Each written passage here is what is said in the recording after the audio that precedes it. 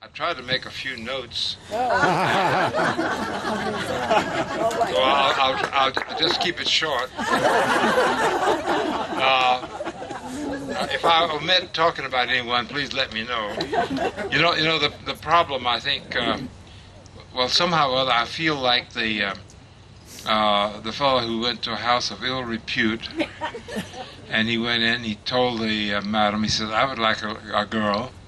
And she looked at him, and she said, old man, how old are you? He says, I'm 90. He says, you've had it. He says, I have? How much do I owe you? I don't think I've had it yet, but the other day on my 90th birthday, I got out of the shower, and I'm looking at myself in the mirror. I was very discouraged and blue, and Louise was standing there. I said, Louise, I'm discouraged and blue. Look at me. I'm fat, ugly, overweight, out of shape. Can you say something to cheer me up? And she looked at me and looked in the mirror and said, well, you got damn good eyesight. The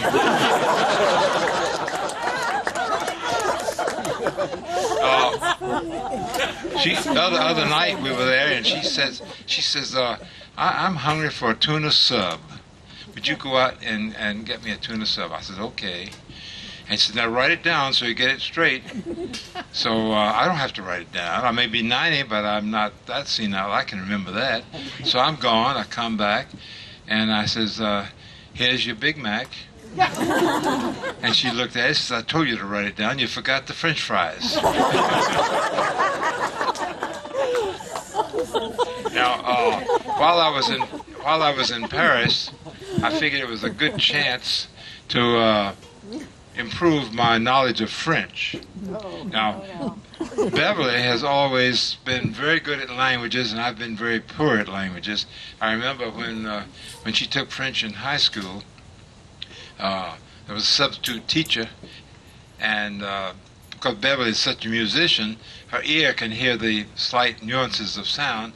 And the teacher says, I bet I know one thing about, she was reading a passage in the class for the substitute teacher. Says, I can always tell when a child comes from French-speaking parents, which was not us. But I figured while I was there, I would try to improve my knowledge of some of the French. And I had an opportunity to have lunch with 3 Frenchmen. And I said, you know, there's one word in here that I don't quite understand all the nuances of.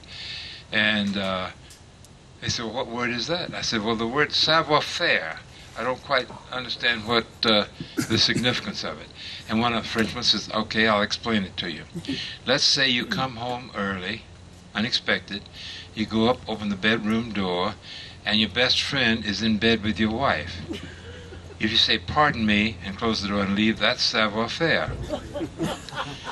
The second Frenchman said, well, no, you don't quite have it. That's not quite right.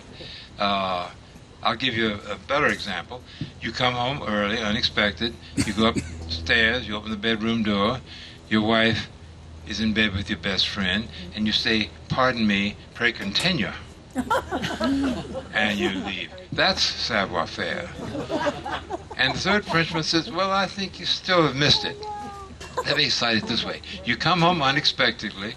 You go upstairs, you open the bedroom door, your wife is in bed with your best friend. You say, pardon me, pray continue. Now, if he can continue, that is savoir-faire.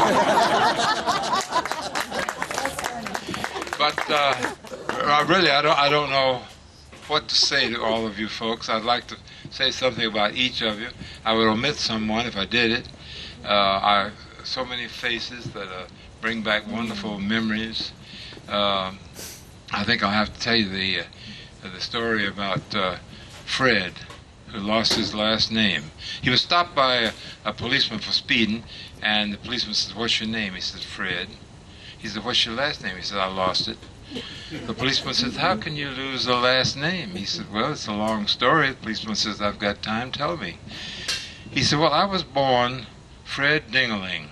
And as you can expect, I got a lot of kidding when I was growing up.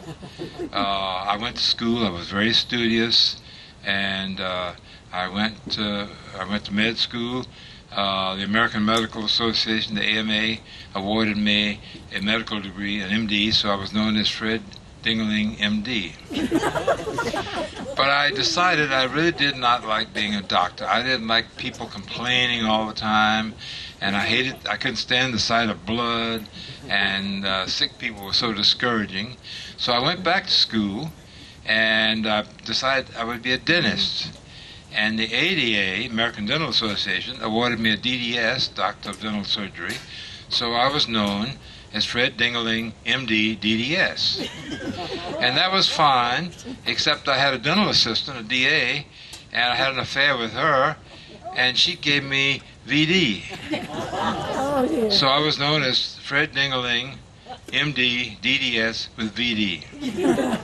Well, the ADA found out that the DA had given me VD, and they took away my DDS, so I was known as Fred Dingeling, MD with VD, and the AMA found out that the ADA had taken away my DDS because of the affair with the VD, with the DA and the VD, and they took away my MD, so I was known as Fred Dingeling with VD, and the VD took away my Dingeling, so now I'm just Fred.